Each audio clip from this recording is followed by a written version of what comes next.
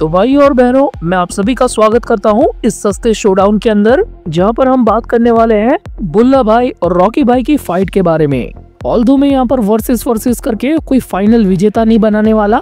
हम बस उनके द्वारा किए गए कर्मकांड और उनकी औकात के द्वारा जो अभी तक उन लोगों ने हासिल किया है, उन सारी चीजों को एक तरह से कंपेयर करेंगे। और आखिर में जनता जनार्दन, आपको ये डिसाइड करना है कमेंट सेक्शन में कि अगर इन दोनों के बीच राड़ा हुआ तो कौन किसको पेलेगा। और मैं पहले ही बता देता हूँ कि माइंड मत करना, क्योंकि फ्लो में कभी कभार मेरी रोस्टिंग ऐसे निकल जाती है। तो फर्स्ट ऑफ ऑल बात कर लेते हैं कि आखिर ये लोग कौन है, क्या है। तो मेरे 69 लेवल के IQ के मुताबिक गन पार्क के जेल जाने के बाद लुकिज्म का ऑरा कम ना हो जाए, इसके लिए PTJ ये दोनों कैरेक्टर्स को मार्केट में लेकर आए हैं। और असलियत में ये दोनों फर्स्ट जनरेशन से बिलोंग करते हैं, जिसमें से जिनरैंग बोले तो रॉकी भाई किंग ऑफ बुसान है और कीटे किम फॉर्मर किंग ऑफ शियोल है। बट इसके अलावा वो मैक्सिकन ड्रग्स कार्टेल का भी एक हिस्सा है। तो शॉर्टकट में बताऊं तो एक गंजेड़ी है और एक अभी जेल से छूटा है। पता है क्यों? क्योंकि स्टोरी की डिमांड थी, गन पार्क नहीं है ना।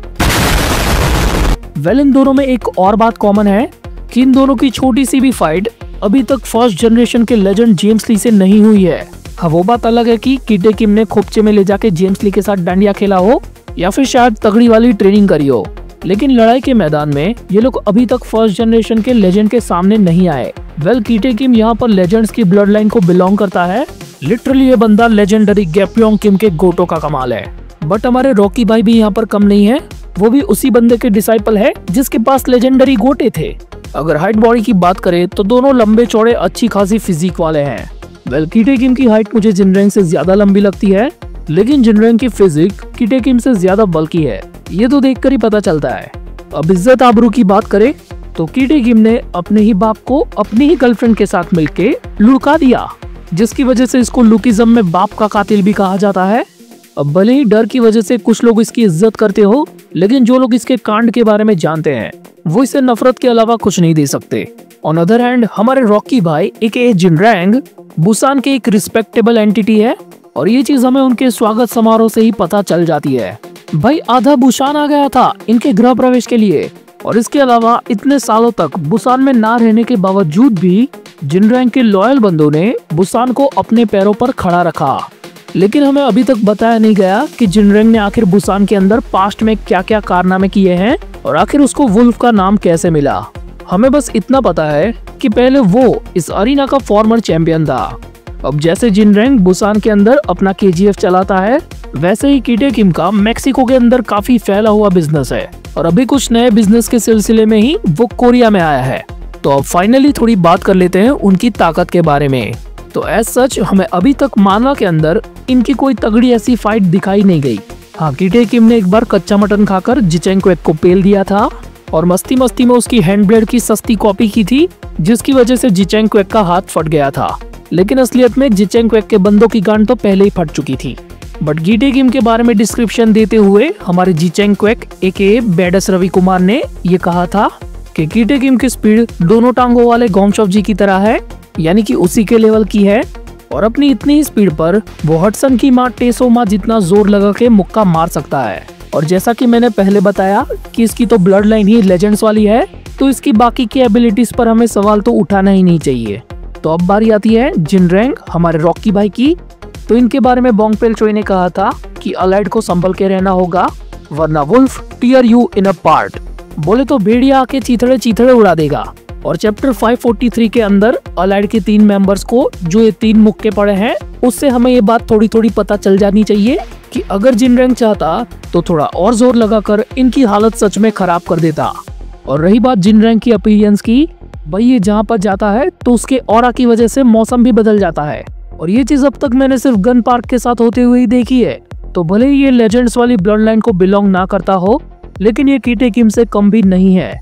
मतलब ये विंजिन को जो मुक्का पड़ा है उसको देखो एक बार, उसमें से शॉक वेव निकल रहे हैं यार। मुझे पता है कि PTJ इतनी जल्दी इन दोनों के बीच में फाइट हमें नहीं दिखाने वाला, लेकिन अगर फ्यूचर में फाइट हो जाती है तो इन दोनों के बीच हमें एक ह्यूज डिफरेंस देखने को मिलेगा। और वो कौन सा डिफरेंस, चलो बताता हूँ। तो कीटे किम कितना भी बन ठन के अपने बाप की तरह घूमे, लेकिन असलियत में वो एक दरिंदा है। उसके लिए रूल्स रेगुलेशन या उसका जमीर मायने नहीं रखता।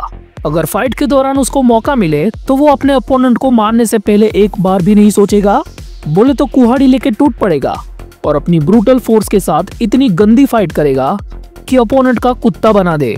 लेकिन दूसरी तरफ हमने अब तक जिनरैंग को जितना भी देखा है तो उससे हमें यही पता चलता है कि भाई ये इंसान ना एक तरीके से चलता है, और मेरे अलावा कई सारे लोग भी ऐसा ही कहते हैं कि ये बंदा असलियत में बुरा नहीं होगा। तो अगर जो सूत्रों के द्वारा हमें बताया गया है कि ये गैप्योंग किम का डिसाइपल था या फिर डिसाइपल है, तो फाइटिंग और टेक्निक्स के मामले में ये कीटे किम से पीछे नहीं रहने वाला। लेकिन आप लोगों को बता दूं कि जिनरैंग एक नियम के दायरे में रहकर ही फाइट करता है। डेनियल पार्क ने पहले ही उसके सामने कंडीशन रख के ये बता दिया था कि भाई मैं पहले तेरे लोखंडी दांत से निपटूंगा। तो बंदे ने कहा ओके भाई ठीक है, पहले वो कर ले। और उसके बाद जब जैक ली बीच में आया तब भी उस बंदे ने कुछ नहीं कहा। पर आखिरकार 1 वर्सेस 1 की फाइट के अंदर जब विंजिन और वास्को ने उंगली की तो जिनरैंग ने अपनी थोड़ी पावर्स को अनलीश कर दिया। तो अगर भविष्य में कीटे किम वर्सेस जिनरैंग की फाइट होती है तो ताकत के साथ तमीज की तकरार होगी। भाई एक्सट्रीम फोर्स और ब्रूटालिटी के सामने डिसिप्लिन भिड़ने वाली है, और ये सारा बखेड़ा बस एक ही बंदे की वजह से शुरू हुआ है। साला जिसको संस्कार देकर पाल पोस कर बड़ा करना चाहिए था उसको तो किया ही नहीं, और अपने संस्कार और टेक्निक्स किसी और को ही ट्रांसफर कर दी। किसी को सिर्फ पापा मिले और किसी को सिर्फ पापा के संस्कार। लेकिन एक ऐसा रह गया यार जो अपनी बारी का अभी भी कर रहा है इंतजार। तो आप लोगों को क्या लगता है कि अगर इन दोनों के बीच में फाइट हुई तो कौन जीतेगा, ये प्लीज मुझे कमेंट सेक्शन में जरूर बताना। और अगर ऐसे और भी कंपैरिजन देखना चाहते हो तो वो भी मुझे बता दो, और इस वीडियो को लाइक तो जरूर करना यार। और मैं बहुत ही जल्दी आऊंगा आप लोगों के लिए एक और नई चीज लेकर।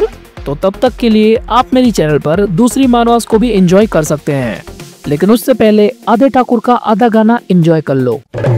What a song baby song by Normax Sound DJ Max yo yo बुरा बच्चन जी